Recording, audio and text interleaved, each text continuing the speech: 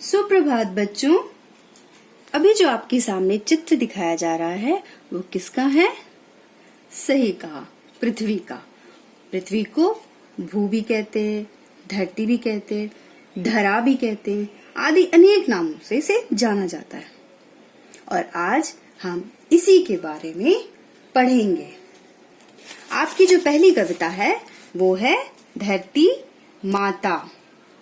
तो मैं ये कविता पहले बोलूंगी और आप मेरे पीछे पीछे अपने घर पे जोर जोर से बोलेंगे और जैसे मैं बोलूंगी वैसे ही बोलेंगे।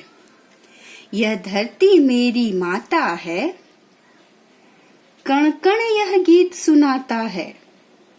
नदियां मेरी, पर्वत मेरा, शिखरों का मुकुट हमारा है। केसर क्यारी सागर मेरा, लहरों का गीत हमारा है। नीले नभ की शीतल छाया, रिमझिम संगीत हमारा है। इंद्रधनुष की मोहक माया, नंदनवन यही हमारा है। भंवरों का वह गुनगुन गुंजन, शतदल संसार हमारा है। कावेरी का कलकल कूजन, रक्षा में खड़ा दुधारा है। यह धरती मेरी माता है, कण कण यह गीत सुनाता है। तो आप लोगों ने ये कविता एक बार बोल लिया। अब हम इस कविता की पंक्तियों के अर्थ को समझेंगे और जो शब्द कठिन होगा हम उसके बारे में भी पढ़ेंगे। तो पहली पंक्ति जो यह धरती मेरी माता है, इसमें धरती को माँ कहने का कारण क्या है कि यह हमारी जननी है। जननी किस रूप में है?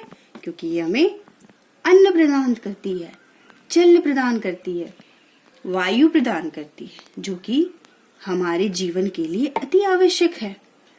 इसलिए हमने अपनी धरती को माँ कहा है।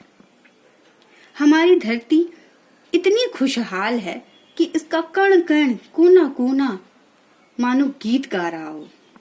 नदियां, पर्वत, शिखरों का मुकुट अर्थात हिमालय, केसर, क्यारी, सागर, सब खुश हैं, सब खुशी से झूम रहे हैं, सब लहरा रहे हैं।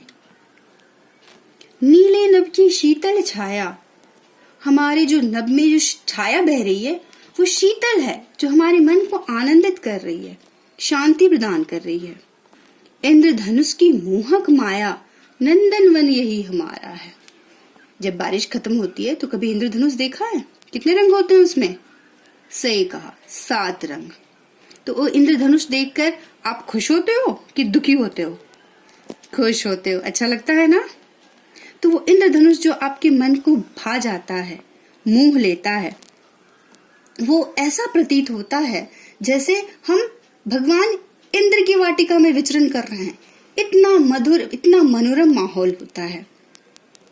भंवरों के गुनगुन गुंजन को कभी किसी ने सुना है? भंवरे जब गुनगुन गुनगुन आवाज निकालते हैं, सुना है? नहीं सुना है तो सुन लेना, वैसे ही लगेगा जैसे वो गुनगुना रहे हैं।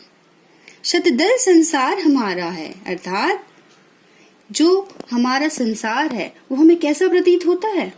कमल के फूल की तरह। शतदल अर्थात कमल का फूल, मतलब कोमल, निर्मल, सुंदर, मोहक। हमारे देश में जो नदियां बहती हैं, इस धरती पे जितनी नदियां बहती हैं, उनकी जो नदियां बहने की आवाज होती है वो कितनी मीठी होती है, मधुर होती है। आप बैठोगे नदियों के किनारे तो आपकी सारी थकान दूर हो जाएगी।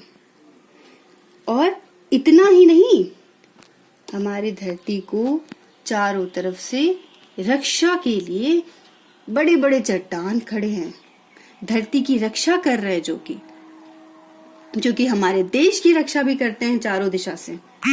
कहीं पहाड़ के रूप में, कहीं पर्वत के रूप में, कहीं बालू के रूप में, कहीं रेगिस्तान के रूप में, कहीं समंदर के रूप में। तो इसलिए हम अपनी धरती को माता कहते हैं और इनका कण कण, कोना कोना गुनगुना रहा है, खुश है। तो अब आप ये कविता घर पर पढ़ के याद करने का प्रयास करेंगे। ठीक है, धन्यवाद।